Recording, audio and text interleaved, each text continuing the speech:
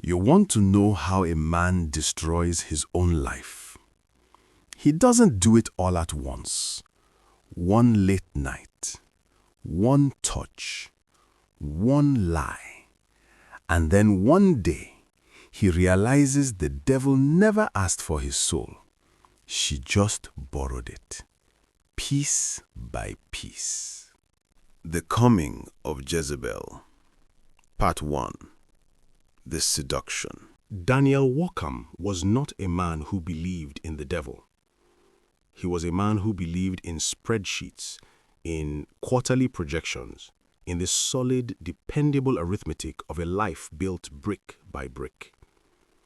His world was one of order, the quiet hum of his Honda Accord, the familiar weight of his wedding band, the scent of jasmine that clung to his wife's hair after her evening bath.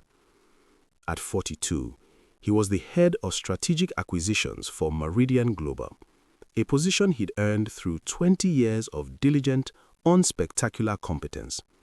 He was, by his own admission, a man who inspired trust, not passion, and he had been content with that.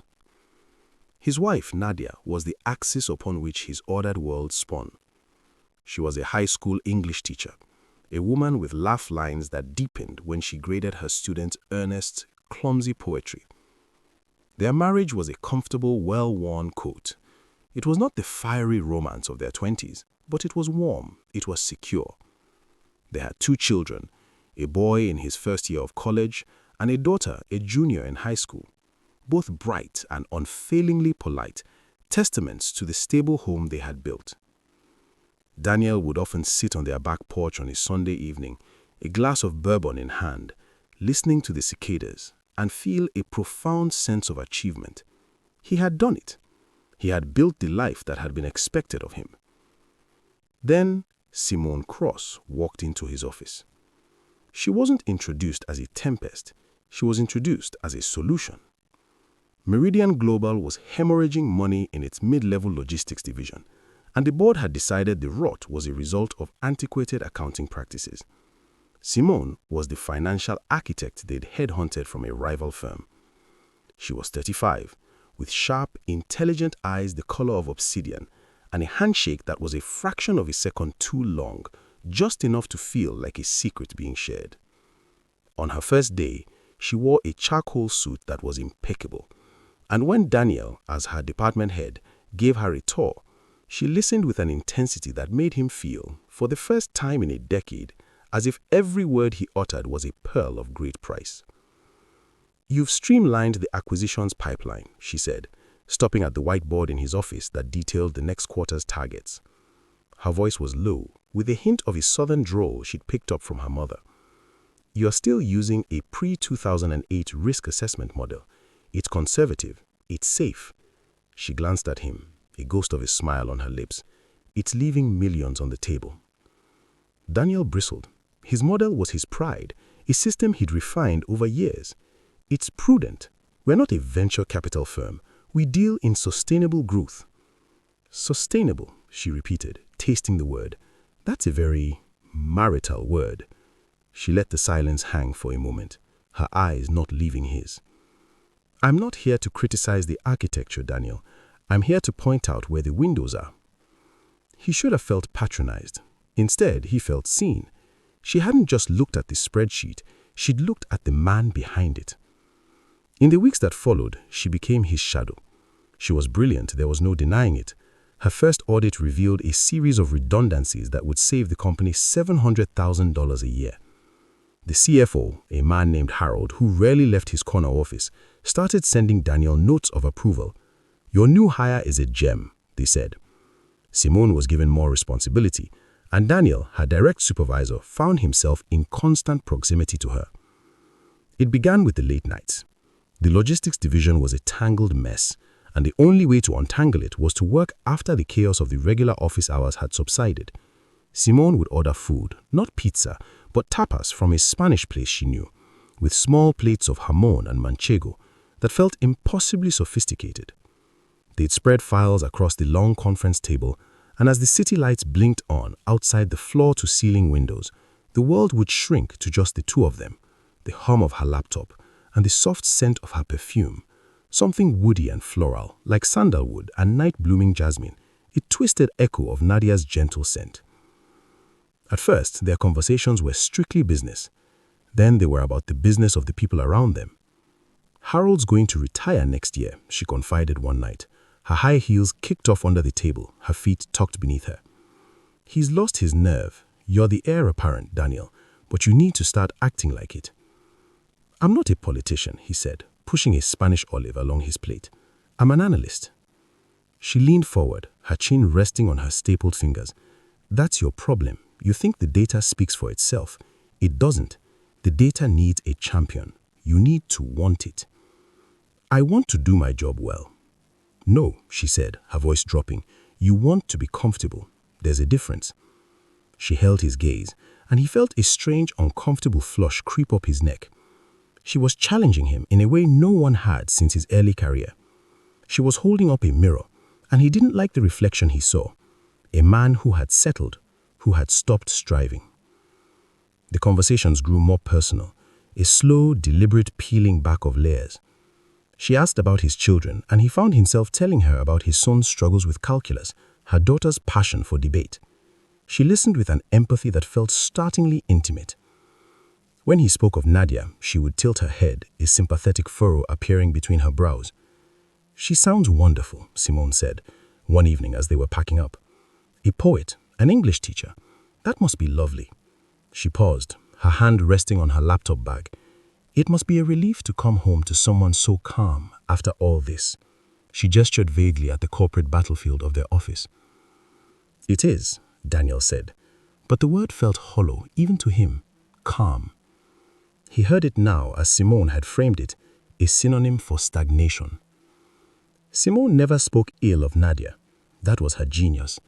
Instead, she spoke of her own life, carefully curated to create a landscape of longing. She was, she told him, divorced. Her ex-husband was a venture capitalist who loved the thrill of the deal more than he ever loved her. "He was a bull," she said one night, her voice soft with a vulnerability she'd never seen before. "Always charging. He never understood that sometimes you just need to stand still, to be seen." She began to touch him. It was subtle at first, a hand on his forearm to emphasize a point, a brief squeeze of his shoulder as she leaned over to look at his screen. Each touch was a tiny spark, a static shock that left a lingering warmth. Daniel, who had not been touched by a woman other than his wife in nearly 2 decades, began to crave these micro-interactions. He started arriving at work earlier, hoping to catch her in the kitchen before the morning rush. He began to notice the way her blouses were always just a shade too professional to be truly demure, the way she would bite her lower lip when she was concentrating, a habit that became the focal point of his increasingly restless nights. The first real fissure appeared 3 months into her employment. It was a Friday. He had promised Nadia he would be home for dinner, a promise he had broken for the 3rd time that week because Simone, the new consultant, found a critical irregularity in the books that required his authorization. By the time he walked through the front door, the lasagna was cold, the table was cleared, and Nadia was on the couch, grading essays under a soft lamp. "You're late," she said, not looking up. Her voice wasn't angry. It was tired. It was the voice of a woman who had learned not to expect anything different. He went to the kitchen, poured himself a glass of water, and stared at the cold lasagna. He thought of the tapas Simone ordered, the crisp albarino she always selected, the way the conversation flowed. He thought of the silence that now filled his own dining room, a silence that once felt peaceful, but now felt like a void. He didn't go back to the living room. He went upstairs, took a long shower, and lay in bed staring at the ceiling, listening to the muffled sounds of Nadia finishing her grading and turning out the lights. She slipped into bed beside him, her back to him, and within minutes her breathing was the deep, even rhythm of sleep. He lay awake, a strange, restless energy coursing through him. He was thinking about Simone's hand on his arm. The invitations grew bolder. A weekend strategy session at a winery an hour outside the city to discuss a potential merger. Daniel told Nadia it was a mandatory team-building exercise. He didn't mention that it was just the two of them. That Saturday, they drove separately, But when he arrived, she was waiting by the entrance wearing a flowing white sundress that was a radical departure from her corporate armor. Her shoulders were bare, and the sun caught the gold necklace that rested in the hollow of her throat. "You came," she said, smiling, as if there had been any doubt. They toured the vineyard, talking about terroir and tannins, but the subtext was a live wire between them. She walked close enough that her bare arm brushed against his, sending a shiver through him that had nothing to do with the cool breeze. They sat on a terrace overlooking the rolling hills, and as the afternoon wore on and the wine flowed, she told him about her childhood in Georgia, about a father who left and a mother who worked 3 jobs. "I decided early on," she said, swirling the dark red wine in her glass, "that I would never be dependent on anyone. I would build my own empire, my own security." She looked at him. "But you know what I've learned? Empires are lonely." "You are not lonely," Daniel said, his voice thick. "You have your work. You have the respect of everyone at the office." "Respect isn't warmth," she said. She reached across the small table and placed her hand over his. Her skin was cool, her fingers slender. "You know about warmth, Daniel. I can see it in you. The way you talk about your children. You're a nurturer. That's a rare thing in our world." He didn't pull his hand away. He stared at their intertwined fingers, his tanned, practical hand covering hers. He thought of Nadia's hands, stained with... Simone had argued for it passionately, framing it as the bold move that would finally secure Daniel the corner office. He was hesitant. The numbers were aggressive, but her belief in him was intoxicating. She made him feel like a lion, not a plow horse. Around 10 o'clock, they hit a wall. The final pro forma wasn't balancing. Daniel was frustrated, running his hands through his hair, a nervous habit he'd developed. Simone stood up from her chair and came around to his side of the table. "Let me see," she said, leaning over him, her hand bracing on the back of his chair. Her scent enveloped him. She pointed to a cell on the screen. "Here, you have the synergy valuation as a static number. It should be a variable tied to their user acquisition cost." He tried to focus on the spreadsheet, but his vision was blurring. He could feel the warmth of her body beside him. He turned his head to look at her and found her face inches from his. Her obsidian eyes were wide, unreadable. "Daniel," she whispered, not about the spreadsheet. He didn't kiss her. He didn't move. He just looked at her. And in that look, he betrayed his wife more completely than if he had torn her clothes off. He looked at Simone with a raw, hungry desire that he had been suppressing for months. He looked at her as a man who had made his choice. Simone smiled, a slow, triumphant smile.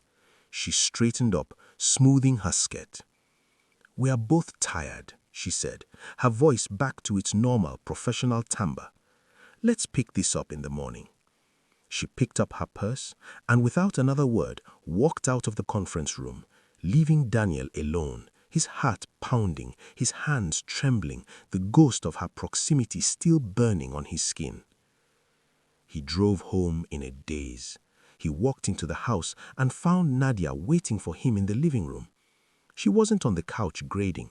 She was sitting on the edge of the armchair, her hands clasped in her lap. The house was silent. The kids were asleep. "We need to talk," she said. Her voice was steady, but there was a tremor in her hands. Daniel felt a flash of irritation. He was exhausted, emotionally raw. He didn't have the energy for a confrontation. "Nadia, it's late.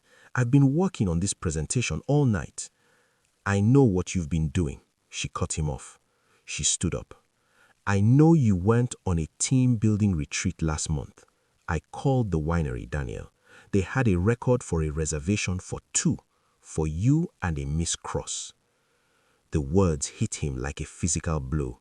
He opened his mouth, but no sound came out. The carefully constructed edifice of his lies, the justifications, the compartmentalizations, all of it crumbled in an instant.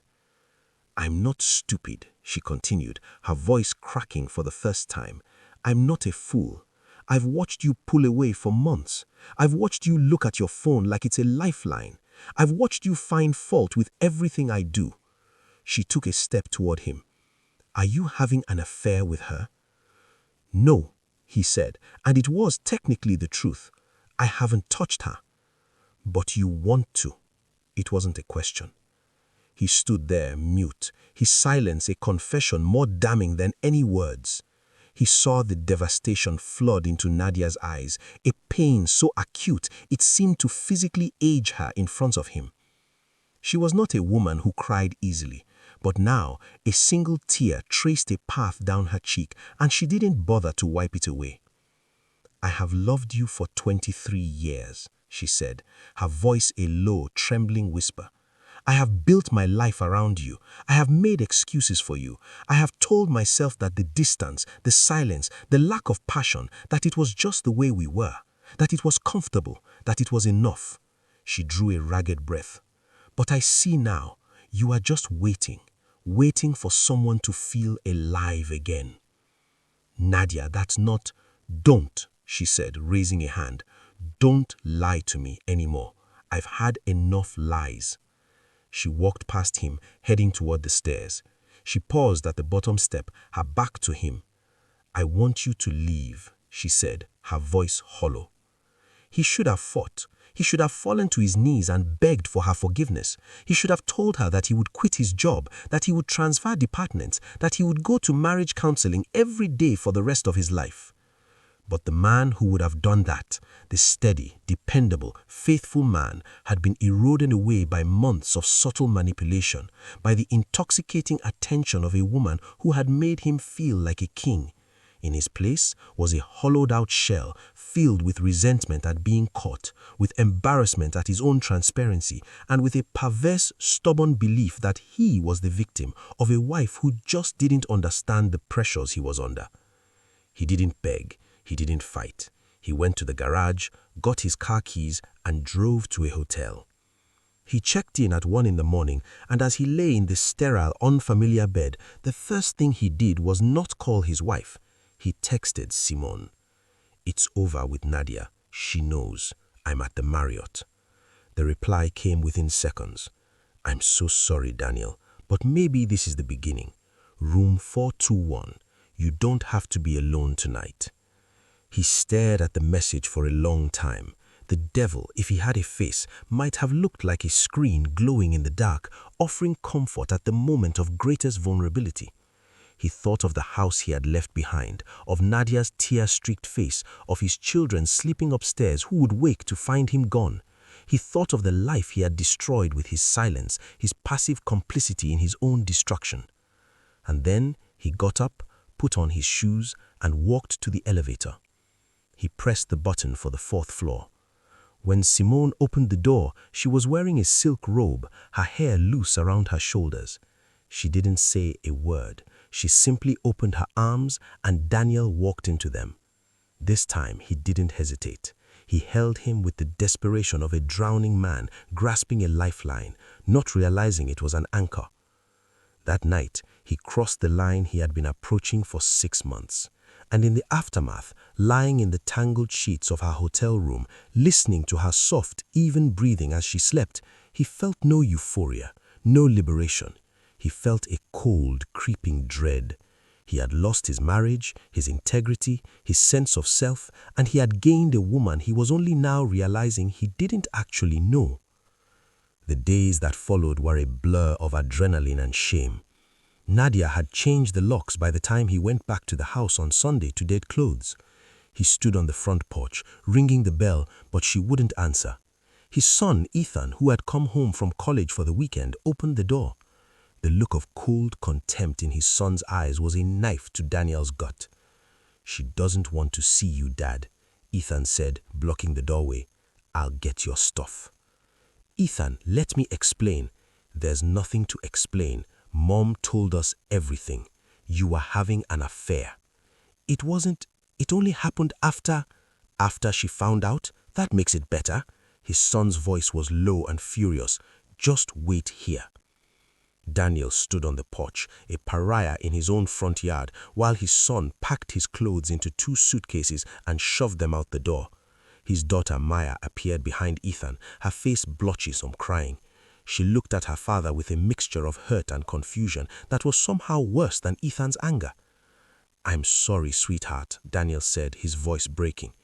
"You said you'd never leave us," she whispered. "You promised." He had no answer for her. He took the suitcases, got in his car, and drove to the furnished apartment he had rented that morning, a sterile, soulless place on the other side of town. Simone had offered to stay with her, but for once a vestige of decency made him refuse. He needed space, he told her. He needed to think. She had pouted, but had let it go, her understanding a balm that he now recognized as a tool. Over the next 2 weeks, the carefully ordered world Daniel had built collapsed entirely. Nadia filed for divorce. Her lawyer was a formidable woman named Patricia Okonkwo, who, Daniel learned, specialized in high-asset dissolution for wronged spouses. She made it clear that Nadia was not going to be gracious. She was going to fight for the house, for a substantial portion of his retirement, and for primary custody of Maya, who was still a minor. Simone became his constant companion, but not in the way he had imagined. She was now focused, strategic. She wanted to know every detail of the divorce proceedings. She wanted to know about Nadia's lawyer, about the financial disclosures, about the timeline. "She's going to try to take you for everything," Simone said one night, sitting on her new, uncomfortable couch, her laptop open to a spreadsheet she'd created of his assets. "You need to protect yourself. Move some of your savings. Talk to Harold about accelerating your bonus." "I can't hide assets, Simone. That's illegal." "It's not hiding. It's restructuring. You earned that money. Why should she get half because she's bitter?" He looked at her, a flicker of unease stirring in his gut. This was not the woman who talked about warmth and vulnerability in a vineyard. This was a corporate raider, and he was her latest acquisition. His unease deepened when the separation agreement arrived from Patricia Okonkwo. Included in the discovery was a series of screenshots of text messages between Daniel and Simone, some of them sexually explicit, going back farther than the night he left.